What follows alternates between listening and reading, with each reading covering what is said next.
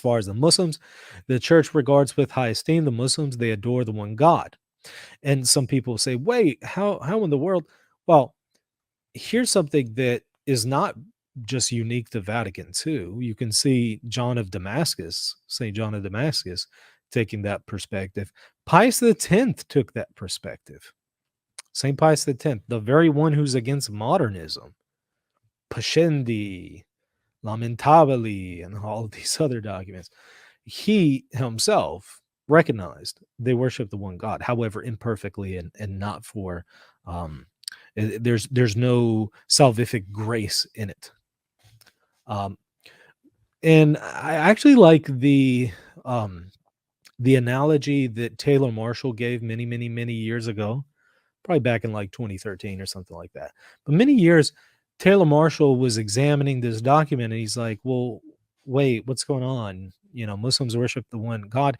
And here's how he defended that. And I think he did a really good job, so I'm going to steal his analogy.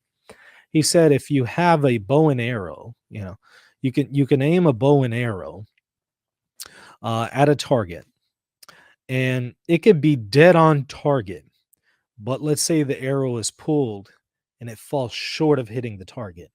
It's dead on in the right direction of the target, but it falls short. That's Muslim worship.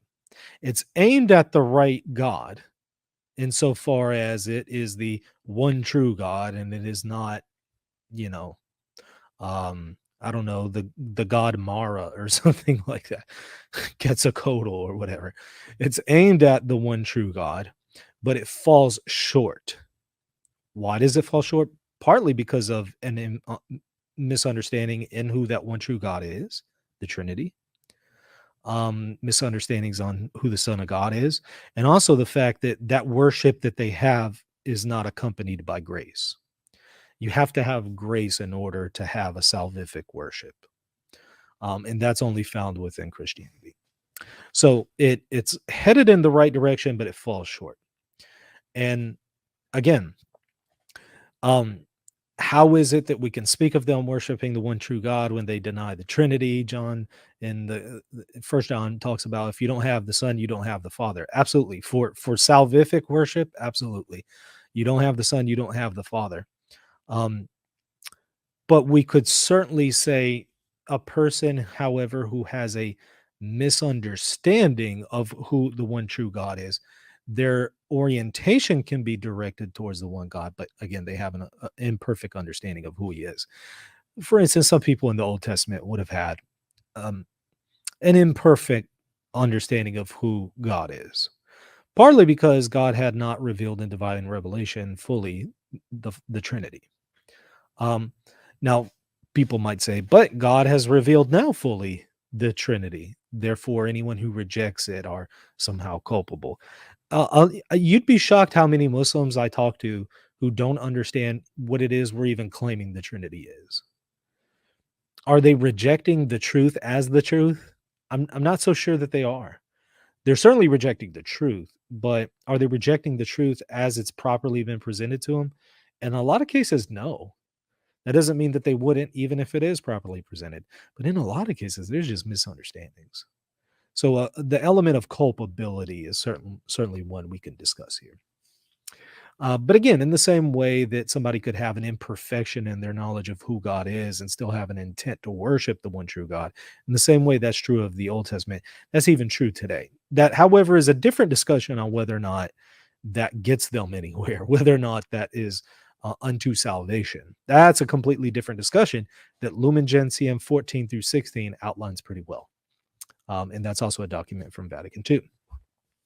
But I take that, I go down that rabbit trail because I know a lot of people are going to get confused on this one part. So there's a brief explanation of that.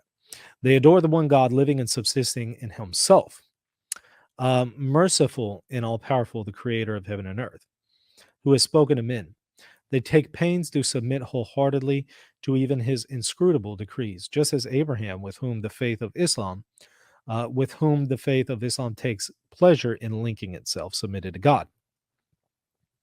That doesn't mean that we believe that that's accurate, but that is certainly what they're claiming. Though they do not acknowledge Jesus as God, they revere him as a prophet. That's true. They also honor Mary, his virgin mother. Also true.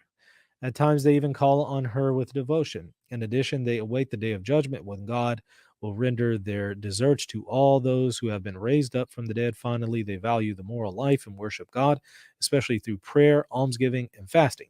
All that's true. That doesn't touch on the question of, is it unto salvation? Are they successful in what they're aiming at? Do they have some imperfections in their understanding of these things? It's just talking about, here's some things that we have in common with them. That's all it's doing. So you can see, based on Nostra Aetate, the intention here is to say, here's some things that we have in common with them. Up until Vatican II, we've spoken plenty of the differences that we have with Muslims. But what Vatican II wanted to do is say, okay, well, let's maybe highlight some of the things that we have in common with them. And what we can do is work in common towards the common good. Hey, thanks for watching. Don't forget to hit the like button and the subscribe button. God bless.